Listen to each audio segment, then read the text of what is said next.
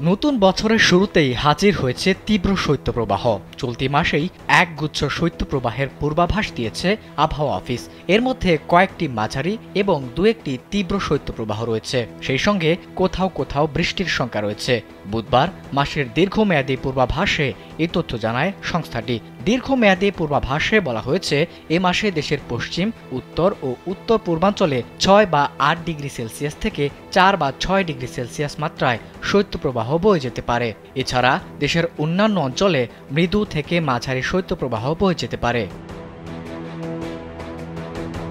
আবহাওয়া অধিদপ্তর আরও জানিয়েছে, চলতি মাসে দেশের উত্তর, উত্তর পূর্ব, পশ্চিম, দক্ষিণ পশ্চিম ও মধ্যাঞ্চলে এবং নদ নদী অববাহিকায় মাঝারি থেকে ঘন কুয়াশা এবং অন্যান্য অঞ্চলে হালকা থেকে মাঝারি কুয়াশা পড়তে পারে। এবার ব্যাংকও আপনার হাতের মুঠোয়। Balance transfer, mobile recharge, bill pay থেকে শুরু করে যা চান সব হবে এক মুহূর্তে। NRBC planet.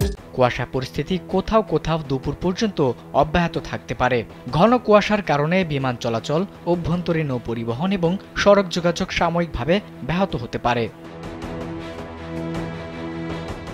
আবহাওয়াবিদরা বলছেন, গত কয়েকবারের তুলনায় এবার জানুয়ারি জুড়ে শীত বেশি পড়বে। তাপমাত্রা নামতে পারে 6 ডিগ্রি সেলসিয়াস পর্যন্ত। এছাড়া আগামী কয়েকদিন কুয়াশার ব্যাপ্তিও বাড়ার সম্ভাবনা রয়েছে। এদিকে বৃহস্পতিবার মৌসুমের সর্বনিম্ন তাপমাত্রার পাশাপাশি উত্তরীয় ঠান্ডা বাতাস বয়ে চলার কারণে তীব্র শীতে জড়সড় যমুনা পাড়ের জেলা সিরাজগঞ্জ।